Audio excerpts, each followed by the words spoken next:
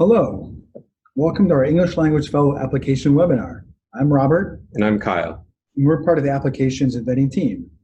We also happen to be former fellows ourselves. I was a fellow in Rwanda. And I was a fellow in Burkina Faso.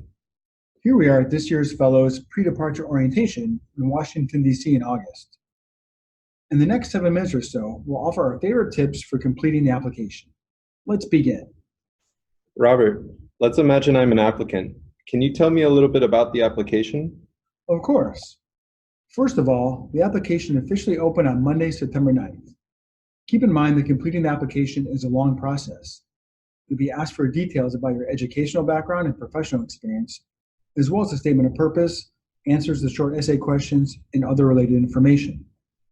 We recommend first reviewing the application instructions on our website at elprograms.org and then slowly completing the application itself. Remember, you don't have to do it all in one sitting. You can work on certain sections and save and return at a later date. Most of the application will be self-explanatory, but if you do have questions, you can always email the program at fellow@elprograms.org. Okay, so it opened on September 9th. When's the last day to submit an application? The application usually doesn't close until July, and the last of the projects is typically matched. But do note that we have a December 31st priority deadline. Applications submitted by December 31st have the best chance to be considered for all available projects when the matching phase begins in January. Is there anything I need to prepare before starting the application? You should probably start by getting out your resume or CV and making sure the information is completely up to date. The resume should include your current position, and submitting a resume that hasn't been updated may delay the review of your application. Besides my resume, are there any other documents I'll need? As a matter of fact, yes. You'll need your graduate level transcript, either official or unofficial. Make sure the words awarded or conferred appear on the transcript along with the date. Oddly, this information is sometimes missing from unofficial transcripts, so be sure to check. There are more details about degree and transcript requirements on our website, elprograms.org.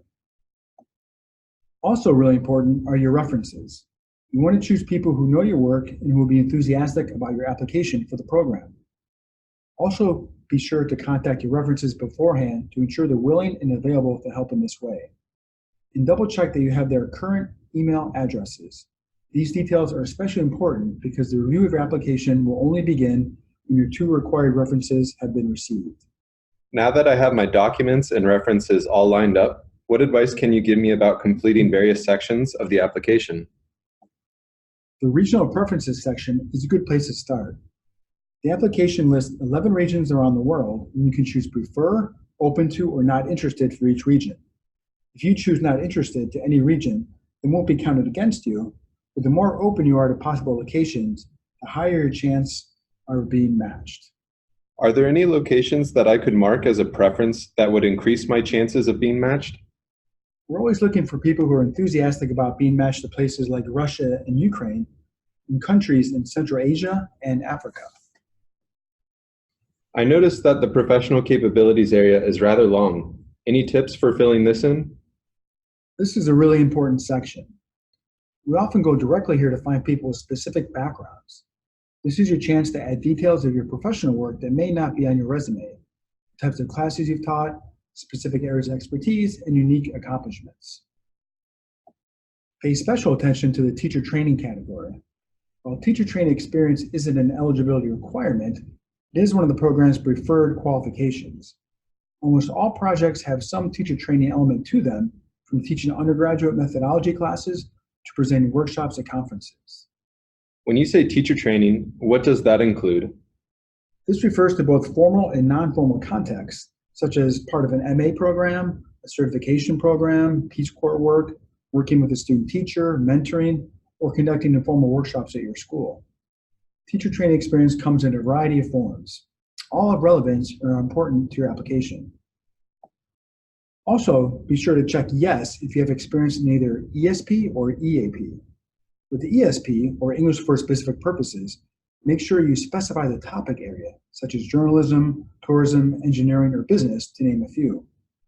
We always have a few projects that focus on EAP, English for Academic Purposes, as well. And if you have experience with research writing, writing for publication, or writing centers, you should definitely fill in this section. What if my experience is primarily K-12?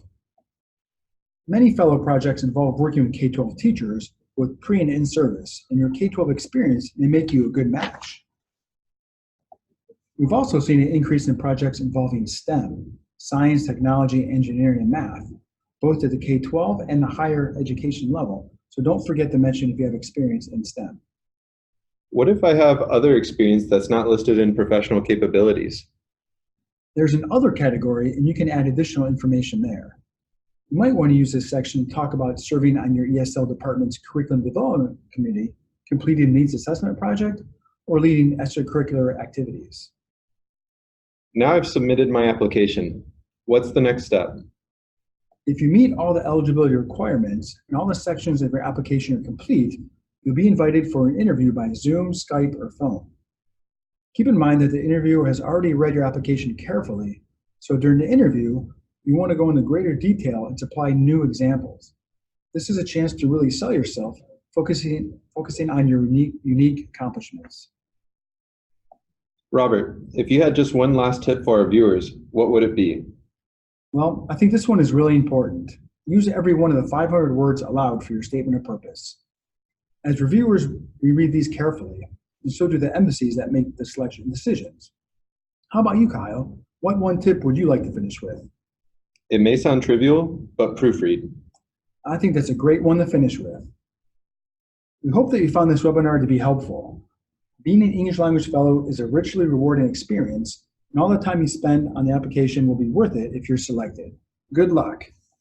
And remember, you can always email the program staff at fellow@elprograms.org.